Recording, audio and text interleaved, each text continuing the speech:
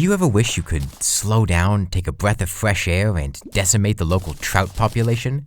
Then this video is for you. Terraria has a very intricate fishing system that, once you understand it, can provide some massive benefits at every stage in the game.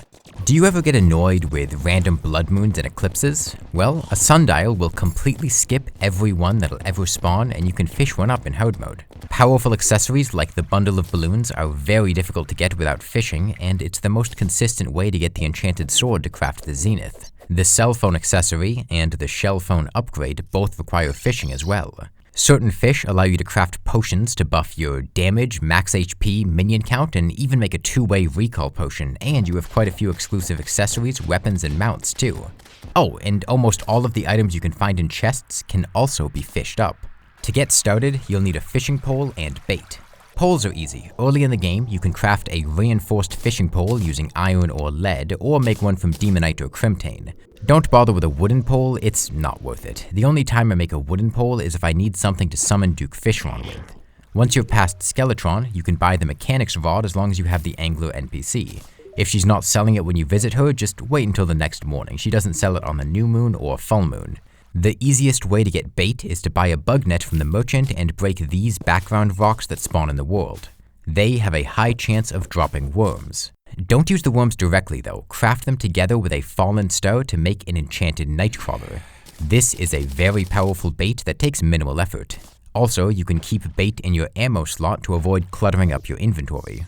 Take that fishing pole and bait to a big pool of water, cast your line, and click to reel it in whenever it bobs. Congratulations, you have achieved fish. Unfortunately, those background rocks don't respawn, so you can't do this forever. You can get bait from crates and by completing angler quests, but you'll still need to catch some bait to get you on your feet.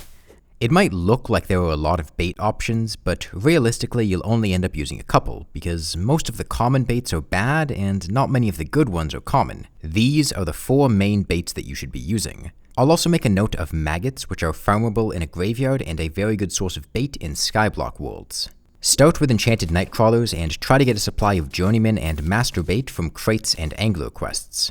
In addition to the background rocks, worm cans can spawn in surface chests, which give you a one-time batch of 6 to 7 worms on average when opened.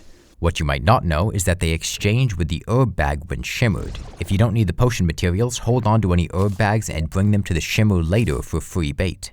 Once you run out of the easy worms, the best thing to do is to set up a farm in the jungle.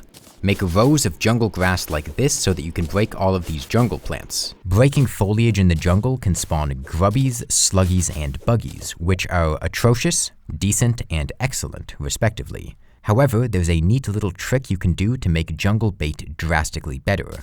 All 3 of these critters can be used to craft a buggy statue, but the buggy statue always returns buggies when shimmered. That means you can turn grubbies and sluggies into buggies by crafting them into a statue at a heavy workbench, then shimmering the statue. Whenever you fish, your bait has a chance to be used up. The better your bait, the less likely it is to be consumed.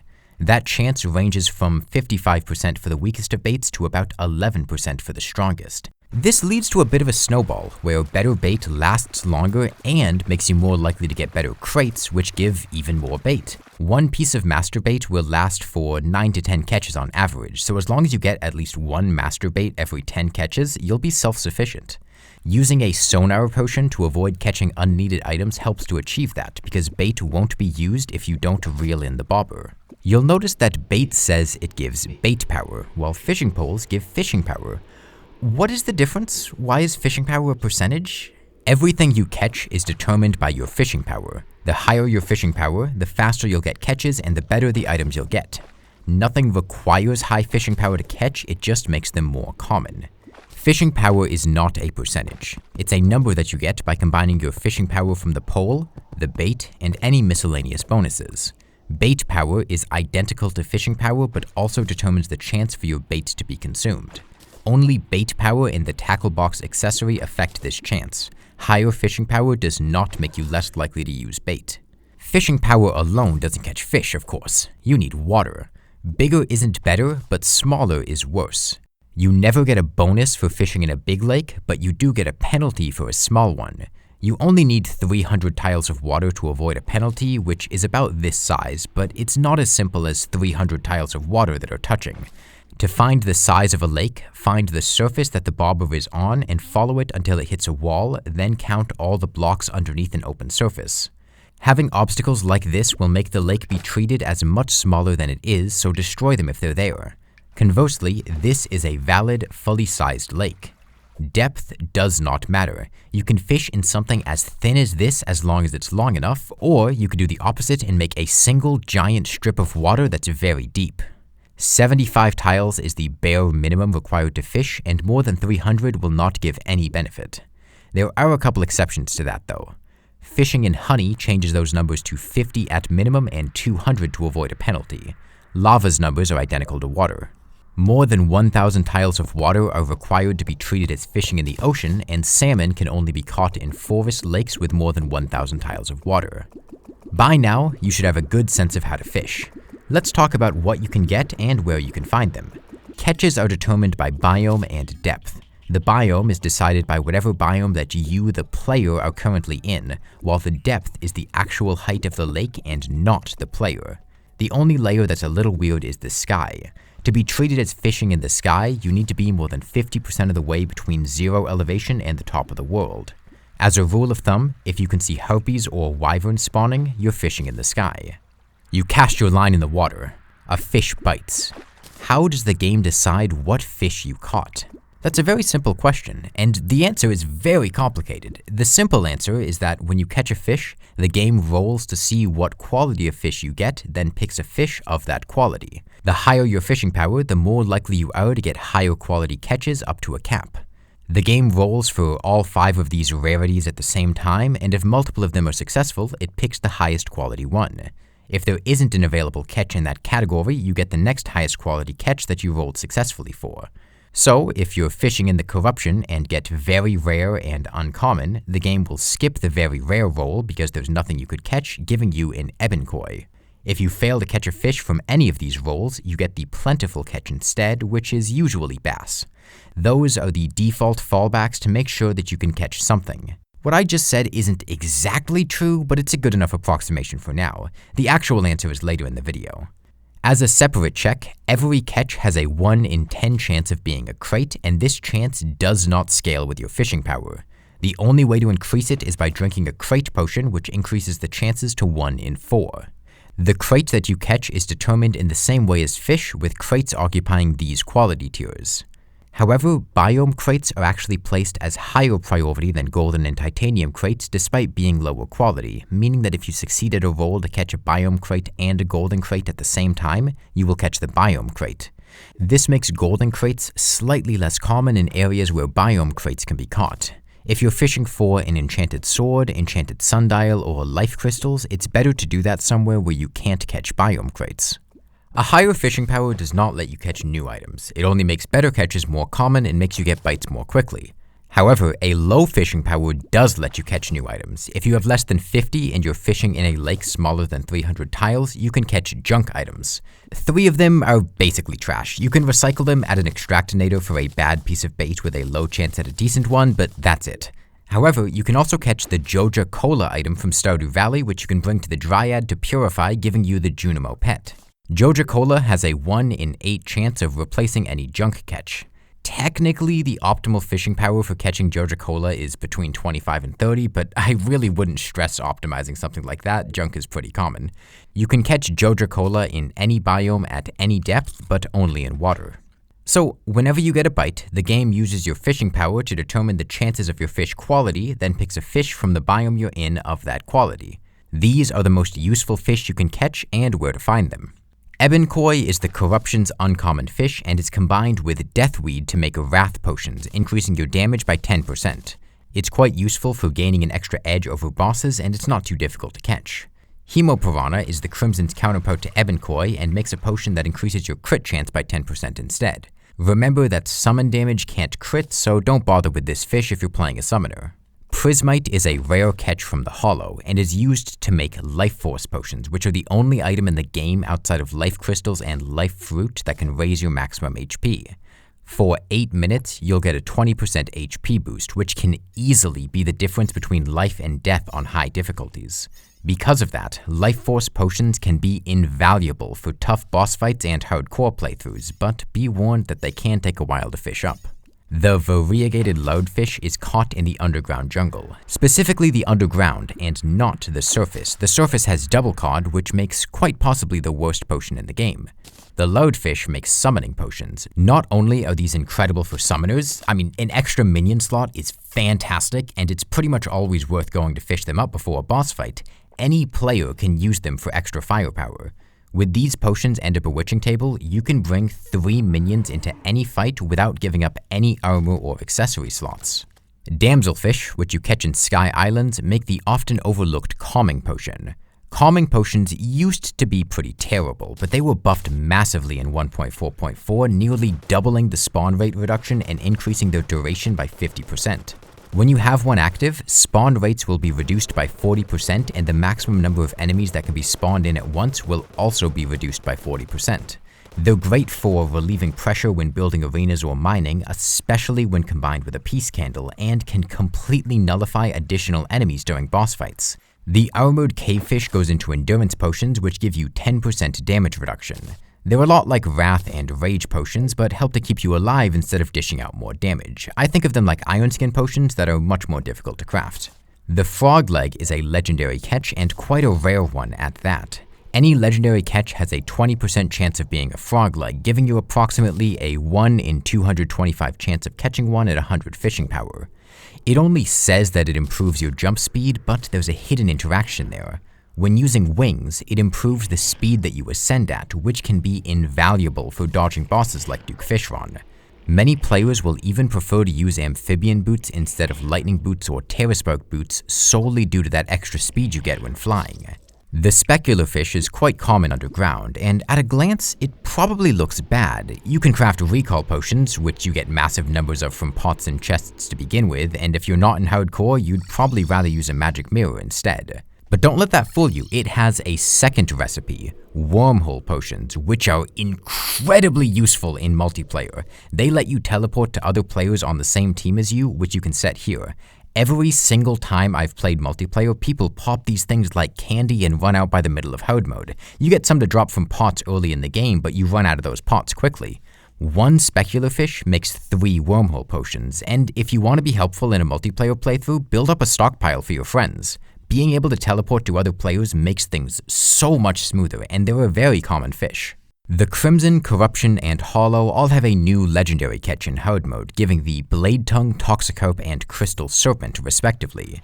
However, the Blade Tongue is quite difficult to use effectively, and the Toxicarp is pretty gimmicky too.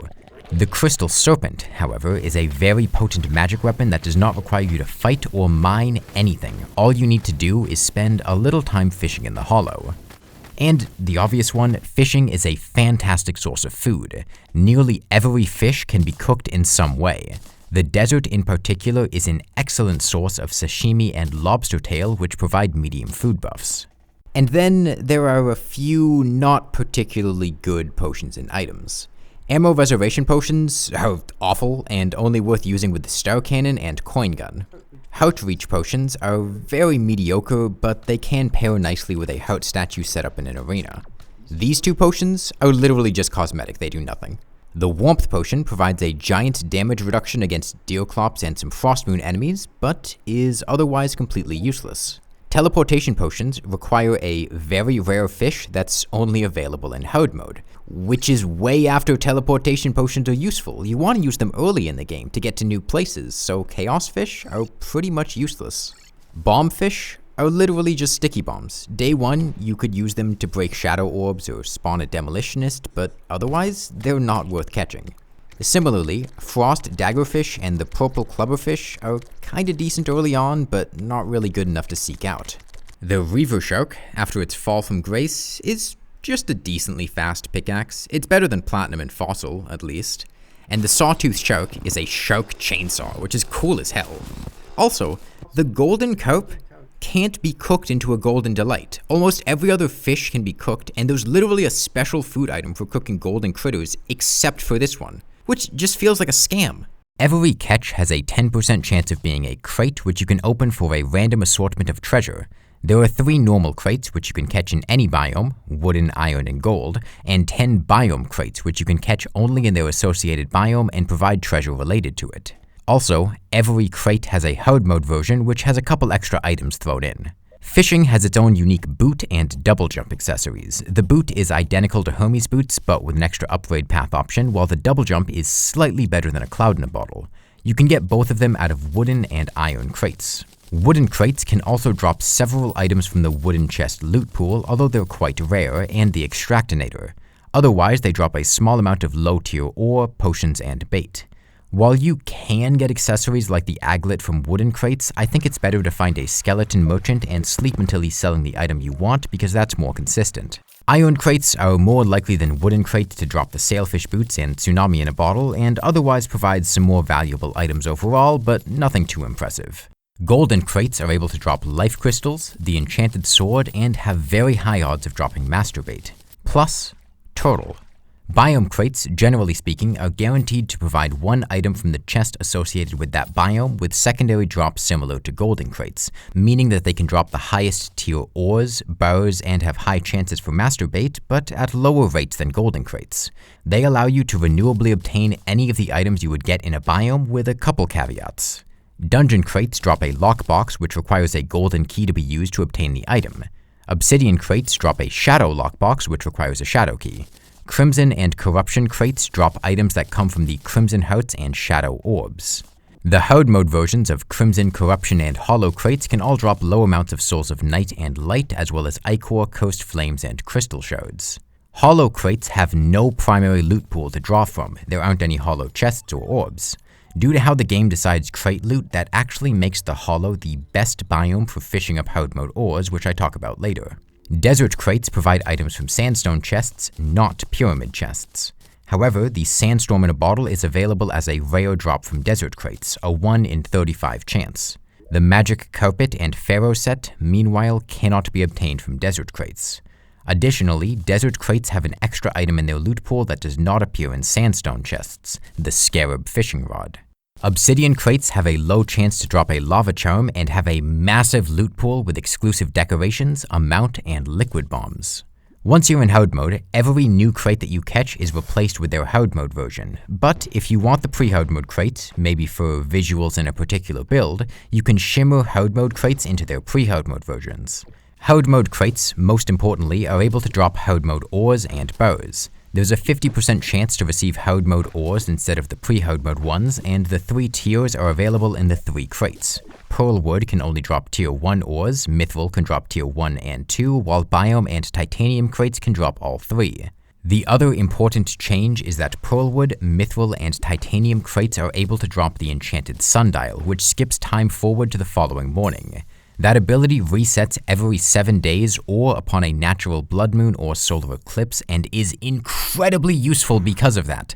There are some other minor changes like the enchanted sword becoming twice as common in titanium crates and the anchor becoming available in pearlwood and mithril ones, but it's mostly the ores and sundial. Genuinely, if you have a sundial, you will never have to deal with another blood moon or solar eclipse. Even if they happen back to back, the cooldown resets and you can immediately use it again. I would treat crates as a nice bonus that you get from time to time. However, there are 3 situations where you'd specifically want to fish up crates. In these situations, be sure to drink a crate potion as they make crates 2.5 times more common. During a blood moon, you become able to fish up unique enemies and items.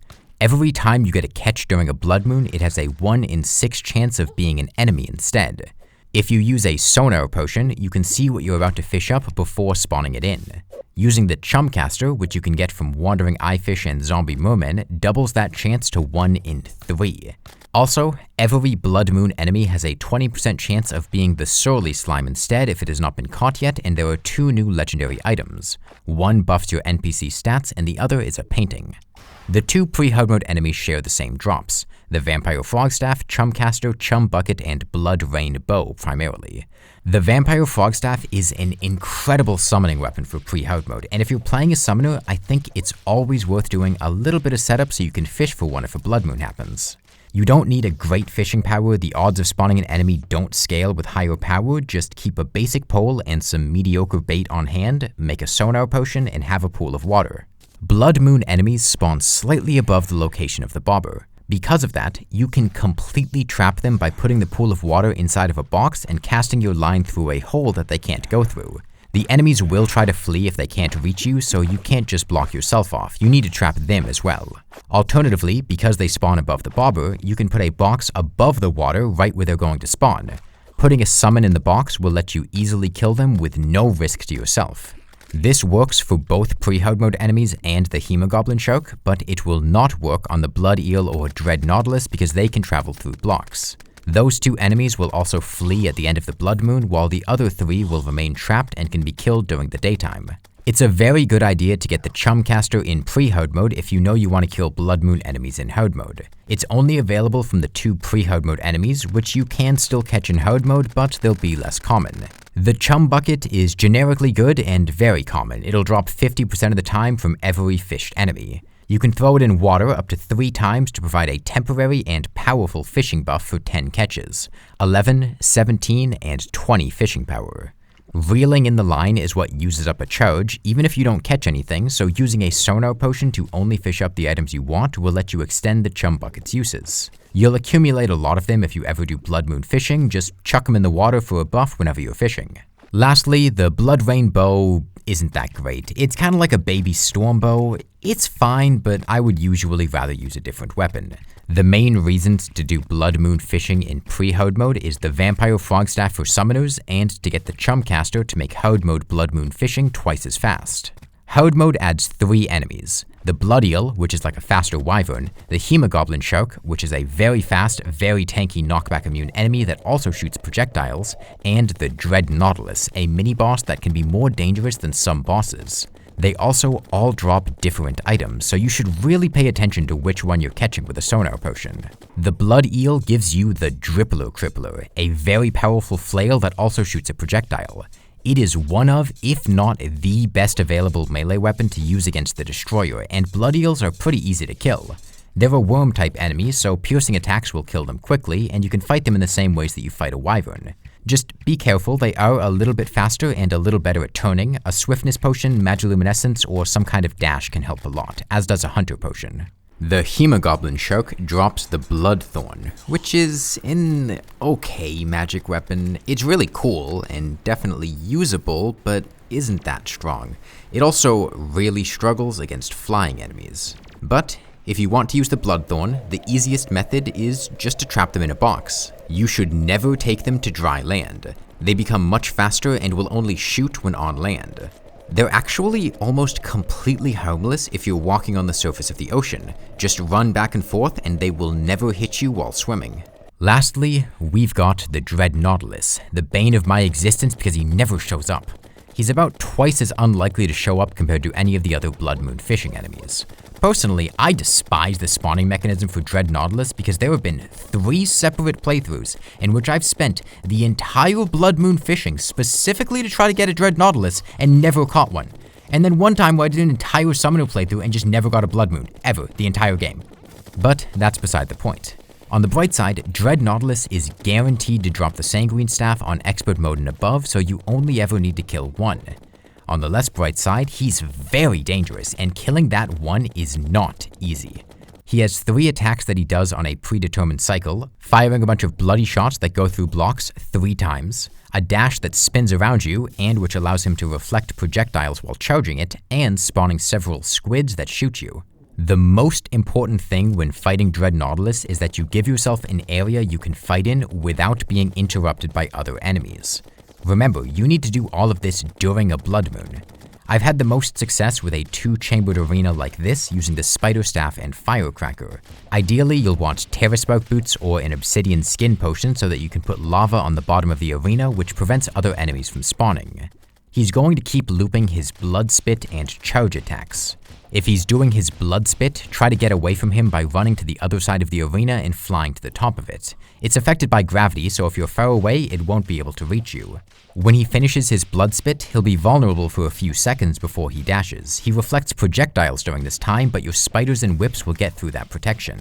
He'll aim his dash directly at you, but once he's dashing, he can't turn to follow you very effectively. You'll want to fly upwards and cause him to spin in a circle around you several times. Move once, then try to stay in the same spot. This attack attempts to circle around you instead of hitting you directly, so as long as you don't do any sudden movements, it should never hit you after the initial charge. On his fourth attack, he summons blood squids. Try to position him so that he's on the other side of a wall from where you are, because he can't summon blood squids unless he has a line of sight on you. If he does manage to summon them though, that's okay. Keep to the other half of the arena and your spider should kill the blood squids fairly quickly because the squids can't go through blocks. He's going to keep looping those first two attacks, and every 7th attack he'll try to summon again. He's most vulnerable when he's summoning and preparing to charge. That's your best time to get in damage because he just sits there and does nothing. He's least vulnerable when he's doing his blood spit because you can't safely get close to him, and if you try to punish the opening before it, it'll be much more difficult to get to a safe distance once it starts. I find it takes about 1.5 to 2 minutes to kill Dreadnautilus on master mode like this. If you don't want to use the 2-chamber setup, you do have other options. A long, flat bridge can work with a focus on running away, but you can actually risk Dreadnautilus despawning due to being off screen, and you'll have to contend with enemy spawns. You can put 2 teleporters on either side of the ocean and bounce back and forth between them, but again, you need to be careful of him despawning, and you don't deal great damage doing this. And the reason to put up with all of this, the Sanguine Staff, is very good. It has fantastic AI similar to the Blade Staff in Terra Prisma, hovering above your head and flying out to hit enemies. It's a great choice for the twins in Skeletron Prime and is just overall a very nice alternative to the Blade Staff. Speaking of the Blade Staff, Queen Slime is a bit of a pushover underwater because her slimes float up and her projectiles are slowed, so making an underwater arena and using a lava shark mount can be a super easy way to kill her. At last, we come to the Scrappy Doo of Terraria. You can rescue the angler at either of the world's oceans and he will give you quests to catch a specific fish every day. These quest fish have no other uses and cannot be caught normally. His quest resets at 4:30 AM every morning and he does need to be in the world for quest fish to be catchable, but you don't actually have to talk to him first. Quest fish always occupy the uncommon slot and have a higher priority than the normal uncommon fish found in that biome. So, if your quest fish is for the Eater of Plankton, you will always catch the Eater of Plankton on an uncommon catch and never in Ebenkoi. If you have a quest fish in your inventory or you've completed the quest for that day, they cannot be chosen as a catch. Talking to the angler with the fish in your inventory will remove it and give you several random rewards, which range from fantastic items to 2 potions and some coins. There's a reason the angler is many players' least favorite NPC, but let's go over his rewards. The game keeps track of how many quests you've completed and has guaranteed rewards every 5 quests. You get the bunny mount, the angler armor set, the bottomless water bucket, and the golden fishing rod. For every other quest, the game rolls for each one of these rewards, stopping once it gets a successful roll. So, assuming this is your first quest, you have a chance to get a golden bug net. If you don't get it, you have a chance to get a fishhook. If you don't get that, you have a chance for the minecarp, and so on. If you don't get any rewards, the default rewards are potions with an equal chance for fishing, sonar, and crate potions. In addition to that, the angler gives you some money and has a chance to give you some bait and furniture. Most of the angler quest rewards are fishing related and either improve your fishing capability, make it easier to make and to destroy lakes to fish in, or are cosmetic fish related items. The notable exceptions are the bunny mount, fin wings, and the fish finder pieces. The bunny mount is guaranteed on your 5th quest and is one of the easiest mounts in the game to obtain as a result. It's fairly quick and negates all fall damage, making it quite versatile for the early game. Fin wings are available only in hard mode after you've completed 10 quests. They're equivalent to fairy, frozen, and harpy wings, but have the advantage of not requiring you to fight anything. If you're doing early hard mode fishing for ores, it's worth doing angler quests as well for the chance at the wings, and they can come in handy during niche challenges. I used fin wings during the lawnmower only playthrough, for instance, because killing wyverns was extremely difficult. But if you are able to kill wyverns, it's way faster to get wings normally. I wouldn't recommend fishing for fin wings. The fish finder is one of the components in the cell phone, and it requires getting 3 separate rewards from the angler. To be honest, it's the only genuinely time-consuming part of the cell phone to acquire, and it's the main reason many players interact with the angler at all. Thankfully, Relogic has made the cell phone pieces easier to get by preventing him from giving you an accessory that you already have in your inventory, loadouts, or personal storage items like the piggy bank and void bag. On top of that, you can actually use Shimmer to cycle between the fish finder pieces and the tackle bag pieces. That Shimmer capability means that despite the angler having a built-in duplicate protection, you don't want to use it for the items you actually want. If I want all 3 fish finder pieces, the odds of me getting one of them is 3 out of 7. It doesn't matter which one I get because I can swap between them with the Shimmer. But if I keep one in a piggy bank, that means the odds of getting one of the other 2 are only 2 out of 6. So I want to make sure that all 3 of them are available as quest rewards and keep the ones I have in a chest.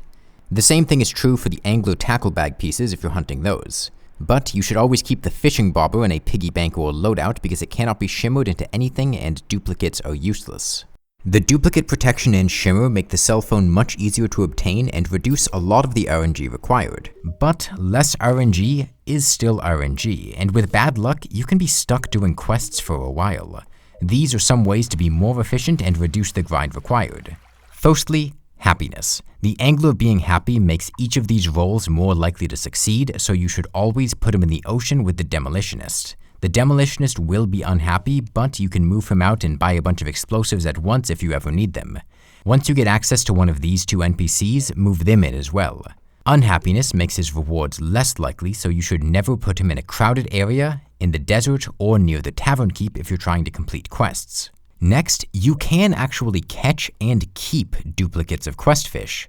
I said that you can't catch a quest fish if you have one in your inventory.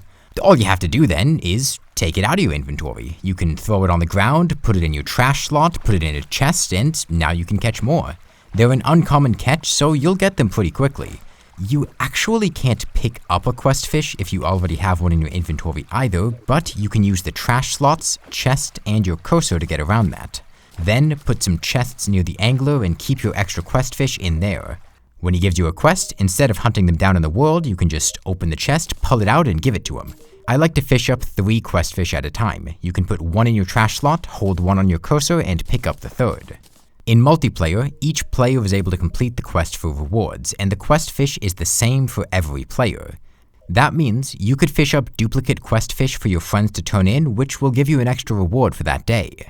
In fact, the game doesn't actually keep track of whether you've completed an angler quest for the day. It keeps track of whether a character with your name has completed an angler quest. 2 players with the same name can't join a server at the same time, so what's the difference? Well, on one hand, if you leave and a different character with the same name joins, they can't complete a quest.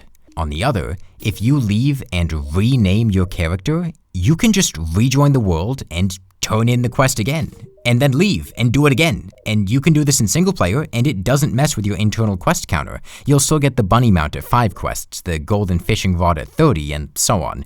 It is the single fastest way to grind angler quests outside of journey mode, and by fishing up duplicate fish, you could easily grind out 10 or 20 quests in a single day.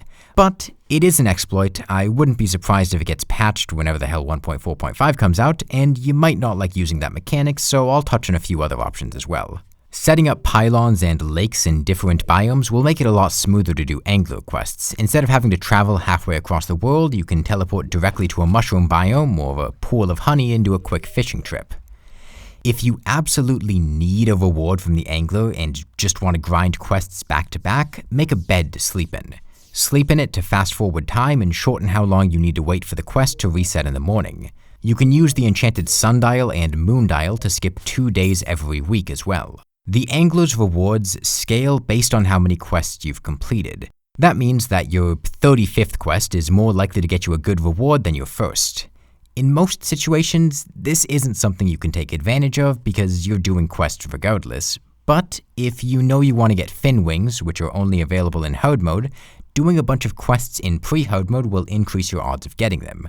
And, of course, if you're on journey mode, you can simply fast forward time to the following morning with the press of a button, and you can research quest fish to pull them out of the duplication menu. If you're trying to get the achievement to complete 200 angler quests, I highly recommend doing it in journey mode.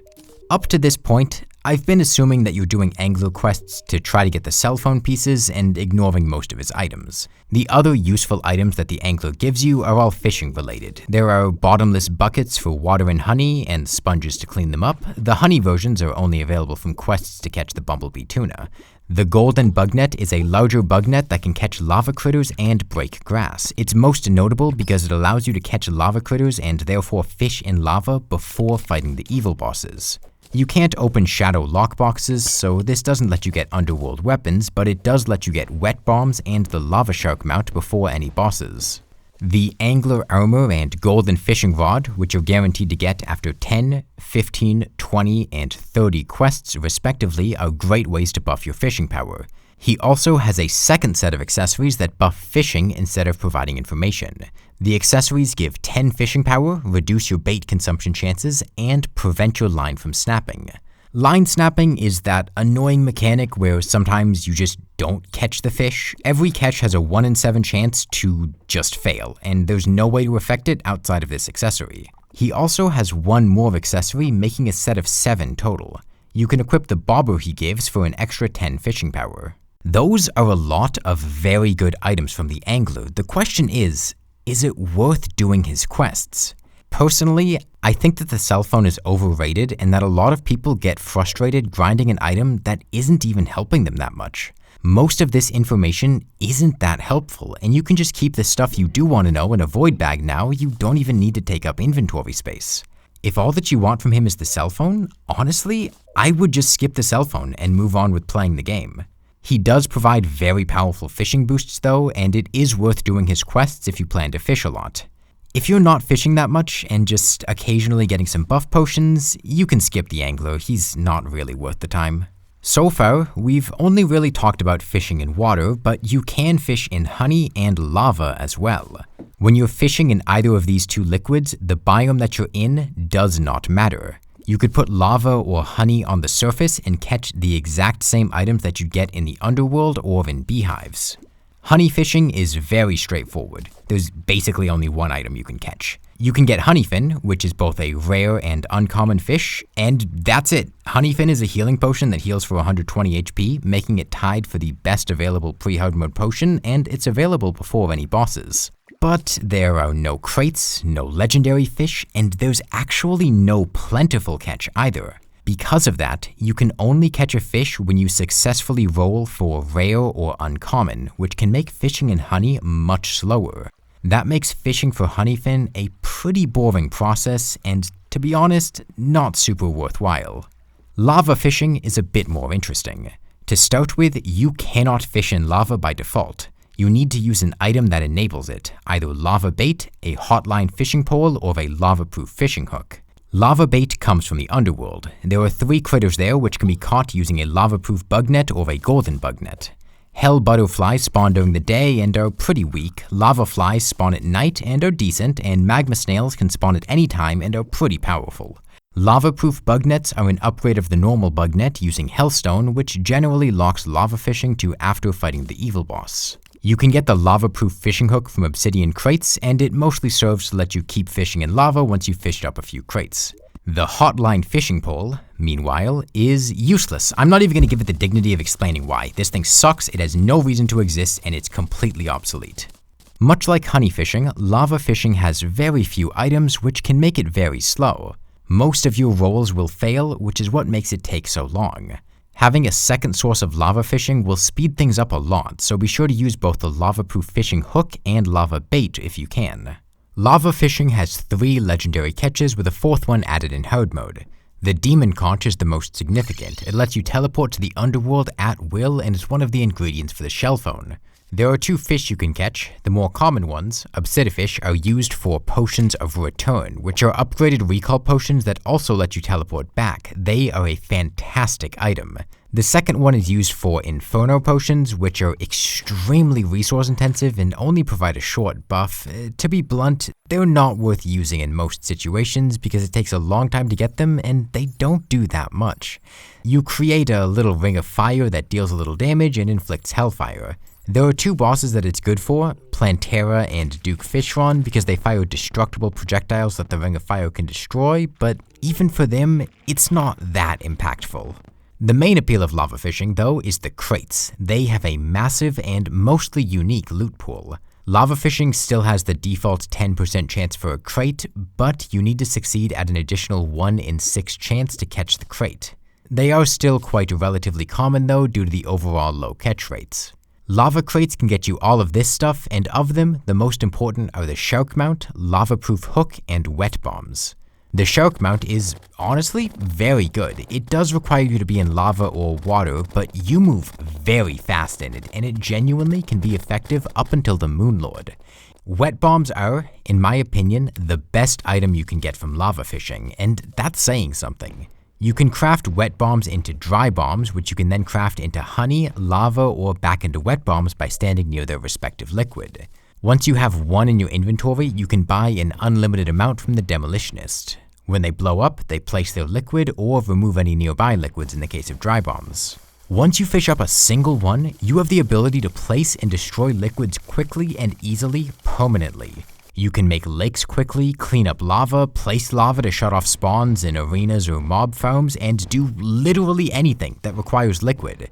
They are fantastic, and the only similar tools in the entire game are the bottomless buckets and sponges, which are either angler rewards or legendary catches and aren't nearly as versatile, and liquid rockets, which require killing Plantera. So, is it worth spending the time to fish in lava and honey then?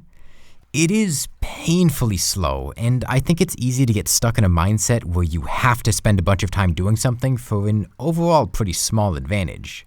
I don't think honey fishing is worth it outside of the quest fish. You can get a slightly better healing potion, which is objectively good, but I would rather save the time and use regular healing potions or get restoration potions, which you can craft with pink gel or get from underworld pots and chests. Restoration potions only heal for 90, but they have a reduced cooldown, making them have the same average healing per second as the honeyfin. If you're very concerned about healing, maybe you're on a high difficulty or you're in hardcore and you don't care at all about your time, it is an infinitely available potion that's very powerful for pre-hard mode, but I think it's a waste of time for most players. Lava fishing, I usually only do for wet bombs and maybe potions of return. They're both pretty common and don't take that long to get. Past that, I don't think the items are worth the time. Liquid bombs make the bottomless buckets and sponges a lot less appealing because instead of needing 6 very rare items, you can place and remove all liquids with just one. The demon conch isn't bad, and if you want to craft the shell phone, you'll need to catch one, but I usually place pylons near the underworld anyways, and if you have a elevator, it's not saving you that much time getting back to the underworld. If you want a lava charm, it's usually faster to farm for a magma stone from hellbats, which can then be shimmered into one. The lava shark can be pretty good though if you set up the underwater arenas for it. I would suggest using water and not lava so you can actually see what's going on. You can line the bottom with lava and then place bubble blocks if you're concerned about enemies spawning. Here's a question for you. In the corruption, you can catch these items. In the snow biome, you can catch these items. What can you catch if you're in a corrupted snow biome? Well, you might notice that you can catch ebon koi, and then you also catch an Atlantic cod, so you'd think that you can just catch the items from both the corruption and the snow biome, and they have equal odds. But that's not true.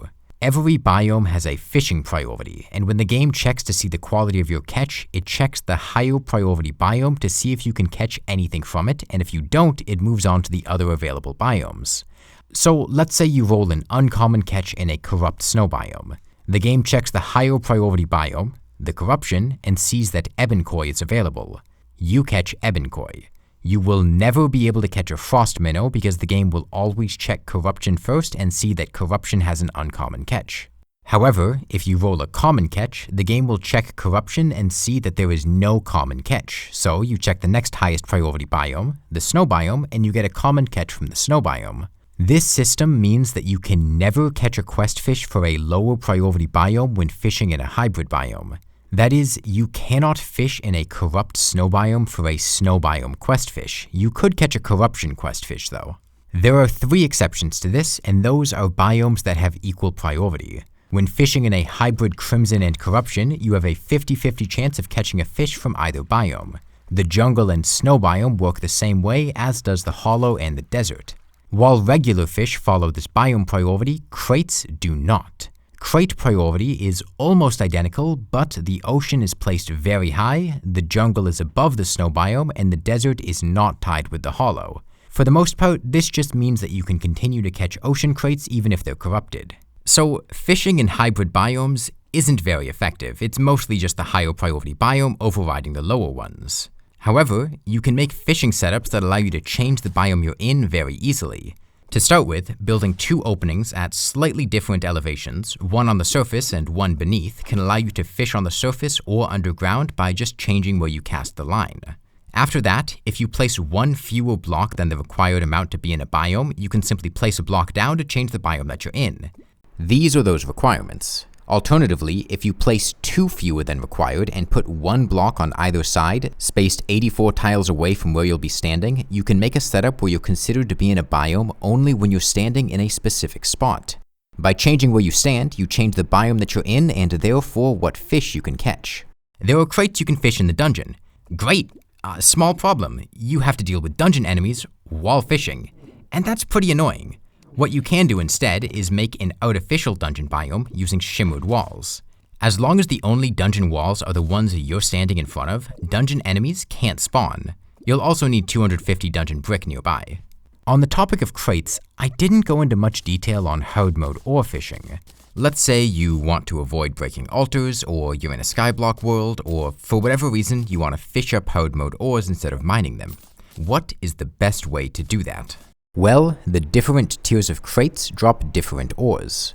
All non-pearl wood crates are more likely to drop hard mode bars than pre-hard mode ones, and higher tier crates are more likely to drop bars, have higher stack counts, and drop higher tier metals. The odds are split equally between each available ore, and a crate will never drop 2 types of ores, 2 types of bars, or ores and bars at the same time.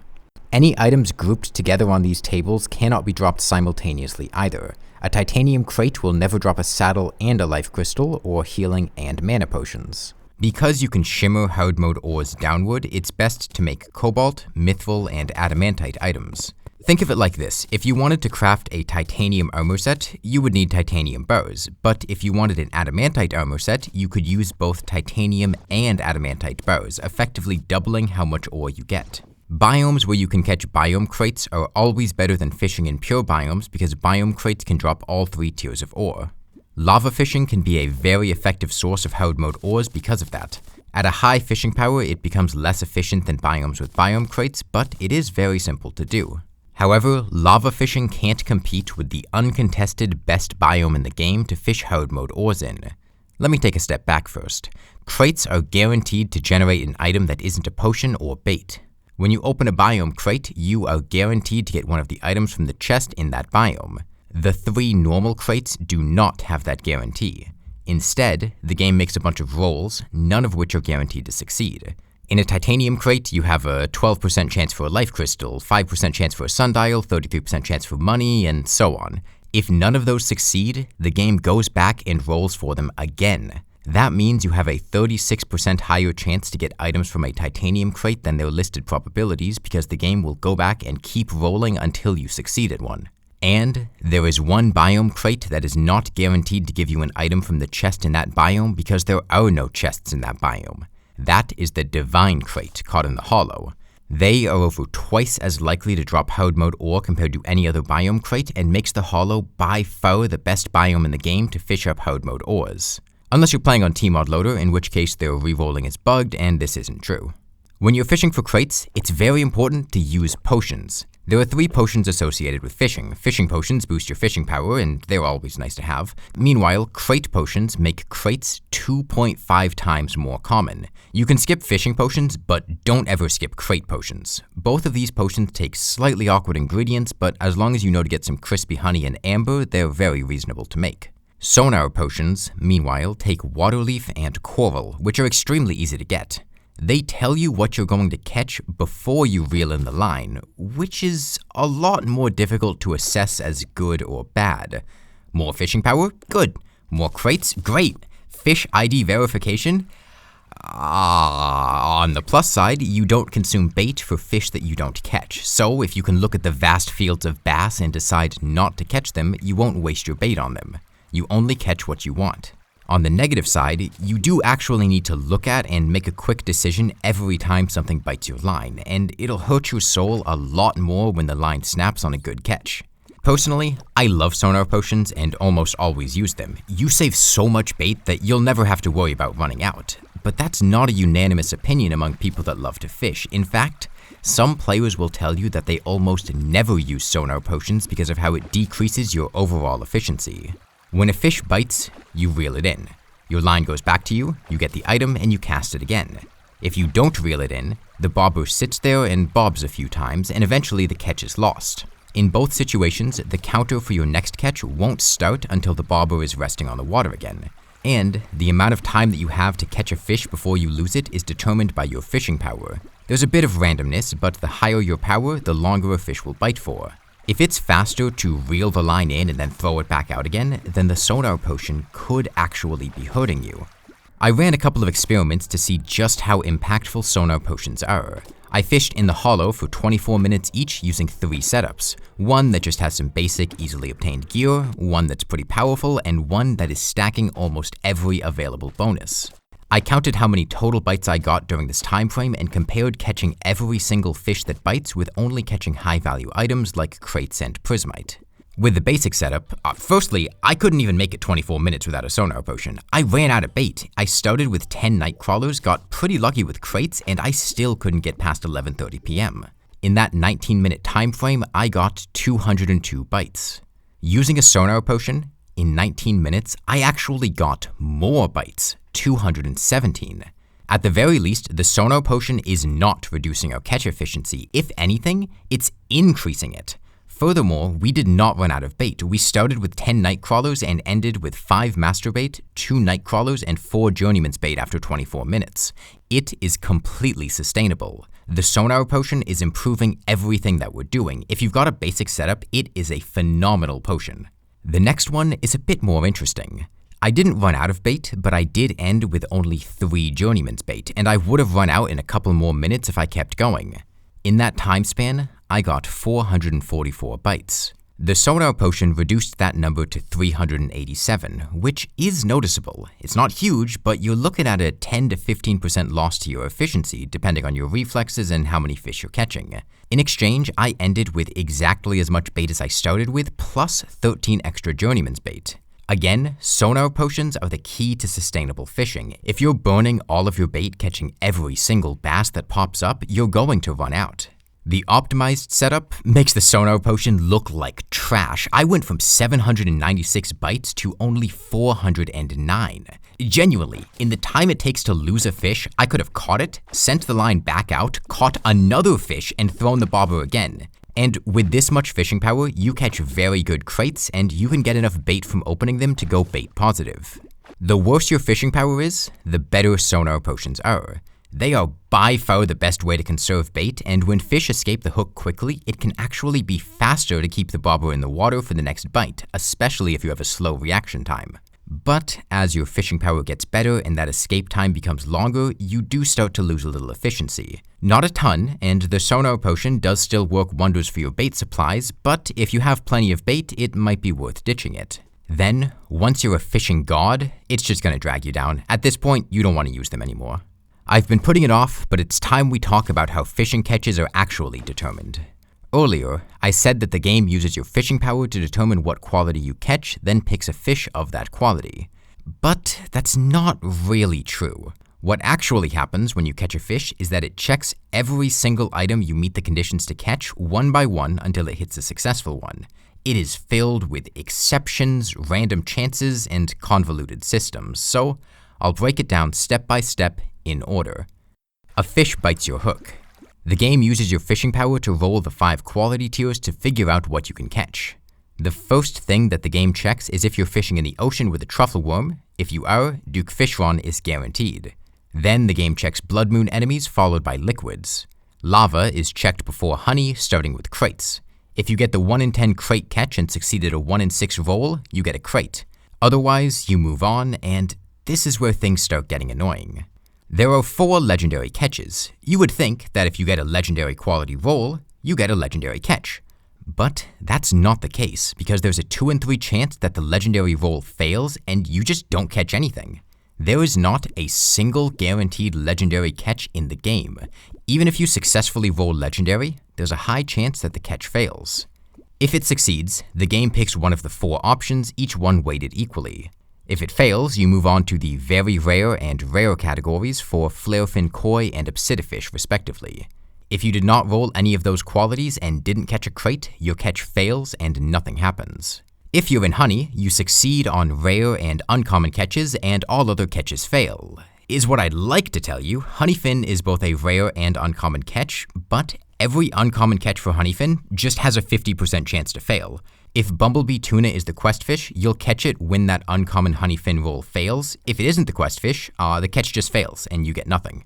Water is next, starting with junk catches. They work exactly how I described earlier. If you don't catch junk, the game does a 10% roll to catch a crate. If it succeeds, it checks in the order of crate priority using your quality roll until it finds one that matches, starting with biome crates, then golden, iron, and wooden. If the 10% crate roll failed, the global legendary catches are next, each one rolled separately with their own failure chances. Blood moon first, then frogleg, balloon, zephyrfish, and bombfish? Yes, despite being an uncommon catch, bombfish are extremely high priority. If you don't roll legendary or very rare, every single catch in water has a 20% chance of being a bombfish. After that, we get into the biomes in order of biome priority. The dungeon and alchemy table come first, and of course you need to get a very rare catch and succeed at a 1 in 7 roll to actually catch it. Next is the scaly truffle. If you're in a corrupt, crimson, or hollow snow biome, in the cavern layer, and you rolled legendary, and all the previous legendary rolls failed, you have a 2 in 3 chance of catching it.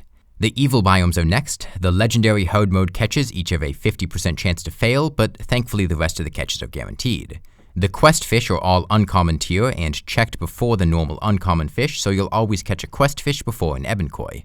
Then comes the hollow, again 50% chance for the crystal serpent catch to succeed, followed by the Lady of the Lake painting with a 2 in 3 chance. Everything goes as normal with guaranteed catches until we reach the frost daggerfish in the snow biome, which is a common and uncommon tier fish, but only 1 out of 12 times for common catches and 1 out of 6 for uncommon. And then the specular fish, which is normally a common catch underground, is actually the default plentiful catch in the snow biome, but only 33% of the time. The jungle makes sense, at least. In the ocean, a very rare catch is guaranteed to be either a reaver shark or sawtooth shark with a 50-50 chance for either one. A rare catch, meanwhile, has a 20% chance of being a pink jellyfish, and if it isn't, there's a 1 in 3 chance of it being a swordfish. Everything goes as you'd expect for a while until you get to the caverns, where a rare catch is higher priority than the legendary catch, but only succeeds 20% of the time. The legendary catch has a 66% chance, and the very rare catch is a 50-50. And finally, we get to the absolute worst offender. If you've gotten through the entire fish priority and you're underground and haven't caught anything yet, you have armored cavefish and specular fish. Uncommon rolls have a 3 in 4 chance of being a cavefish. If the uncommon roll isn't a cavefish, there's another roll, with specular fish being chosen 75% of the time and cavefish 25% of the time. Yes, the roll for cavefish, if you fail it, still lets you catch cavefish. In fact, the common roll also lets you catch cavefish. A common catch has a 75% chance of being a specular fish and 25% cavefish. In fact, even if you don't roll common or uncommon, if you fail every single roll, there's still a 1 in 4 chance to treat the catch as common anyways and give you a specular fish or cavefish anyways. This is why you'll very rarely get cavefish and specular fish underground in other biomes. And then we have bass. Lovely, lovely bass, the lowest priority catch in the game and the one you'll get if nothing else is caught. Actually calculating the odds correctly of catching a specific item is a monumental task. There are so many random probabilities and your odds are going to fluctuate based on your exact fishing power. There is a fishing calculator spreadsheet online, but unfortunately it's not fully updated to 1.4.4, so the probabilities on it aren't entirely correct. It's linked in the description if you want to use it though. I didn't talk much about all the miscellaneous sources of fishing power earlier. That's because, well, there are a lot of them. The Fisherman's Pocket Guide accessory from the angler allows you to see your fishing power if you want an in-game reference. I'm going to divide fishing power into 3 categories: baseline requirements, optional additive buffs, and optional multiplicative buffs. Baseline requirements are what I already talked about, your fishing pole and your bait. You need these to fish, you're always going to have them, and it'll range from 10 if you're actively using the worst possible options to 100 with the best. On top of that, you can get up to 108 extra fishing power by using other items. Most of them are pretty straightforward. The angler earring and fishing bobber accessories provide a flat fishing power bonus when equipped, as does the angler armor. Chum buckets and fishing potions buff your fishing power temporarily when used, and the gummy worm permanently buffs your fishing power by 3. You can get it by shimmering a golden worm. What is less obvious are these 3 buffs, which provide hidden bonuses to your fishing power. When floating in water due to the inner tube or flamingo mount, you get 5 bonus fishing power. When you're suffering from the tipsy debuff, which you can get by drinking ale or sake, you get 5 extra fishing power. And lastly, when you are sitting on any toilet except the golden toilet, you get 5 extra fishing power. Also, the angler earring does stack with its upgrades. The tackle bag and lava-proof tackle bag will each provide an extra plus 10 for a total of plus 30 when wearing all 3. All of these buffs are able to stack with each other, giving plus 108 when combined. Under normal circumstances, you can't float on the inner tube and sit on a toilet. However, if you have an item that disables the inner tube's floating, such as the merfolk form given by the Neptune shell, fishron wings, or are under the effects of a flipper potion, you can do the 2 simultaneously, so if you really want to optimize your setup, that's the only way to get every bonus at once. Next up are the optional multiplicative bonuses. These will multiply the fishing power number that you get from everything else. With one exception, the chum bucket bonus applies after these 3 but before size modifiers. Weather bonuses are always beneficial. On cloudy days, you get a 10% bonus, and on rainy days, 20%.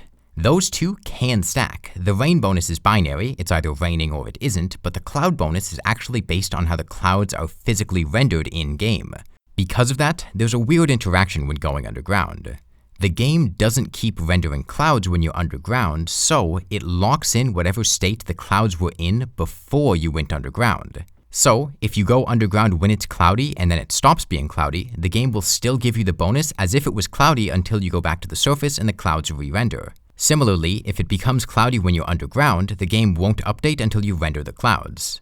Rain, on the other hand, is updated live and doesn't require you to return to the surface. Time of day bonuses fluctuate, and most of the day you actually get a penalty. Personally, I don't pay too much attention to the time of day bonuses. Most of the day you either get nothing or a penalty, and it's not worth going out of your way for 90 seconds of bonus. Moon phases fluctuate up and down 10%. If the moon is big, you're good. If it's small, that's bad. Blood moons also give a 10% bonus, but a lot of your catches are going to turn into enemies if you're fishing in water, so blood moons aren't really a good time to fish. Lastly, size modifiers are penalties if your lake is less than 300 tiles. This shouldn't apply most of the time, but if it does, you'll be penalized linearly up to a negative 75% modifier. Each one of these bonuses are multiplicative with each other, so if you're fishing at 4:30 AM in the rain on a full moon, you'll have a 71.6% buff to your fishing power. Conversely, if you're fishing on a new moon at midnight, you'll have only 72% of your normal fishing power. If you combine every single positive bonus at the right time of day in the rain during a full moon, you will have a whopping 374 fishing power. Conversely, if you used a wooden pole with a monarch butterfly in a 75-tile lake at midnight during a new moon, you would have 1 fishing power. But it doesn't stop there. After everything else, luck will multiply your fishing power as well. Your luck gives you a chance to randomly increase your fishing power by 10 to 40%. Higher luck doesn't affect the multiplication number, it just increases the chances for the multiplication to happen. So be sure to place down biome torches, garden gnomes, and equip any accessories that improve your luck if you're building a fishing loadout. With a maximum increase roll in perfect circumstances, you could theoretically get 524 fishing power. And with a minimum roll, with negative luck, you go all the way down to 0 fishing power due to rounding. The god of fishing himself personally smites your pole from existence if you ever get a catch with 0 fishing power. Of course, actually maximizing your fishing power is pretty unlikely. 75 is a realistic number for a basic build with a good pole and bait that's using a few easy buffs but hasn't been doing angler quests. 150 for a pretty optimized build that's been grinding fishing quests a bit, and 250 for an incredibly optimized build that is stacking all of the buffs under favorable conditions. You can easily get the tipsy debuff and sit on a toilet anytime you're fishing for a free 10 fishing power. Ale can be bought from the tavern keep, and toilets can be crafted at a sawmill. They are basically free bonuses and take almost no effort to use, so don't forget about them. Alright, so when is the best time to fish? Is it worth seeking out those 90 seconds of increased power? Should you wait for a full moon? Do you drop everything and start to fish if it starts raining? Do you sleep to make it the right time of day? There's no right answer here, and to be honest, it's gonna come down to how you want to fish. There are two schools of thought. Some people fish casually throughout the game, and others do a bunch of fishing back to back and then ignore it for the rest of the playthrough, or at least for a few hours. If you're the type of person that likes casual, frequent fishing, it can be beneficial to do that at the correct times of day.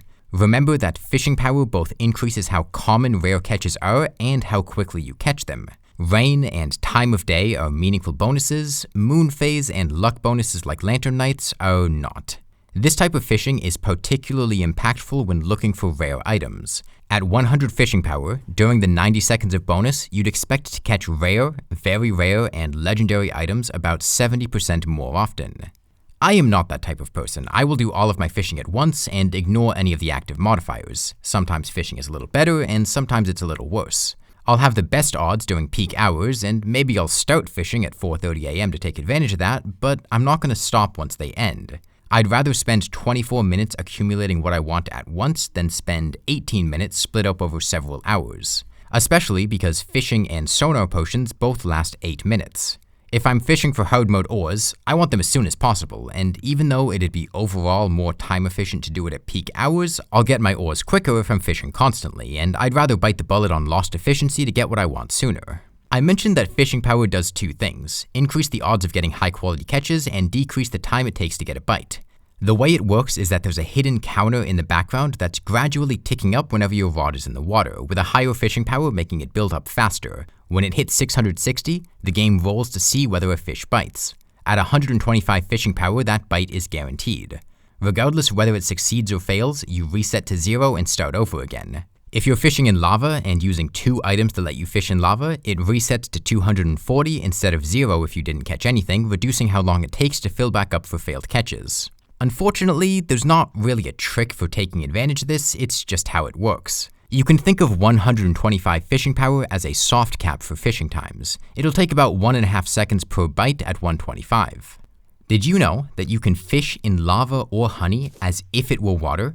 This is a bug that is only going to come up in very niche challenges. Essentially, the game doesn't actually check the top tile of a fishing pond to determine what kind of liquid you're fishing in. Instead, it checks the block underneath the top tile. If you have a 1 tile thick pond, then the tile underneath isn't a liquid, so the game defaults to treating the pond as water. That lets you fish in lava as if it were water. As another extremely niche mechanic, the size requirements to avoid losing fishing power decrease as you approach the top of the world. The intention, I assume, is to ensure that floating island lakes are always large enough to fish in. Is this useful? No, not remotely. All of this was assuming that you're playing on a normal seed. But you won't always be doing that. Celebration Mark 10, For the Worthy, The Constant, and No Traps do not affect fishing in any way.